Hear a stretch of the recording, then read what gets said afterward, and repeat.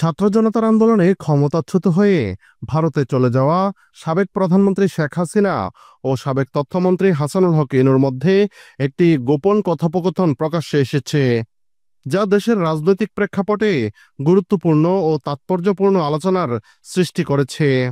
কথোপকথনের মূল প্রেক্ষাপট ছিল দেশের কোটা সংস্কার আন্দোলনকে ঘিরে উদ্ভূত পরিস্থিতি।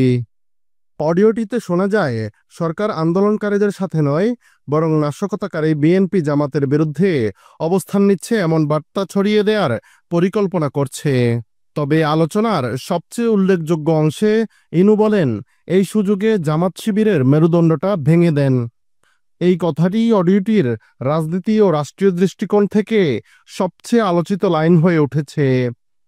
কথোপকথনে আসে সেনা মোতায়েন, ইন্টারনেট বন্ধ রাখা, হেলিকপ্টার থেকে বম্বিং করার ইচ্ছা, গ্রাউন্ড লিডারদের গ্রেপ্তার করে ফেলার পরিকল্পনা এবং ছাত্রদল বিএনপি শিবিরের তালিকা তৈরির মতো রাষ্ট্রীয় পদক্ষেপের। এটি নিছক একটি কথোপকথন নয়, বরং জুলাই আন্দোলনের বিপরীতে রাষ্ট্রযন্ত্রের বিভিন্ন স্তরে নেয়া প্রতিক্রিয়া এবং নিয়ন্ত্রণের স্পষ্ট নির্দেশনাগুলো ফুটে উঠেছে এখানে।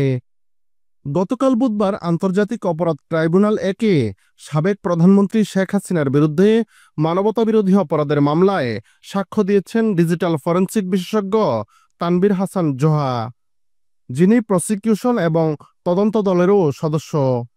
শেখ হাসিনার সাথে ঢাকা দক্ষিণের তৎকালীন মেয়র শেখ ফজলেনুর তাপস, ঢাকা বিশ্ববিদ্যালয়ের সাবেক ভিসি এস.এম. মাকসুদ কামাল এবং জাসদ সভাপতি হাসানুল হক ইনুর কথোপকথনের 4টি অডিও তিনি আদালতে উপস্থাপন করেন। এইসব অডিওতে এই তিনজনের সাথে আন্দোলন দমনের বিষয়ে যার কণ্ঠ শোনা গেছে, সেটি শেখ হাসিনার বলে এই বিশেষজ্ঞ মতামত দিয়েছেন। তার ভাষ্য, এখানে শেখ হাসিনার কণ্ঠে ড্রোন দিয়ে শনাক্ত করাতে এবং হেলিকপ্টার থেকে গুলি চালানোর নির্দেশনার কথা বলতে শোনা যায়। ট্রাইব্যুনালে অডিওগুলো বাজিয়ে শোনানো হয়। তানভীর হাসান জোহা এই মামলার 53 নম্বর সাক্ষী।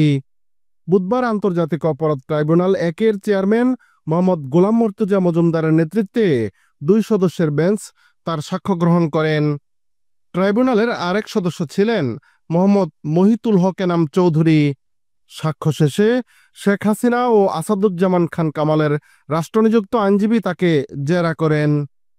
শেখ হাসিনার সাথে জাতীয় সমাজতান্ত্রিক দল জাসদের সভাপতি হাসানুল হক ইনুর 2টি কথোপকথন একটি সিডি থেকে ট্রাইব্যুনালে শোনানো হয়।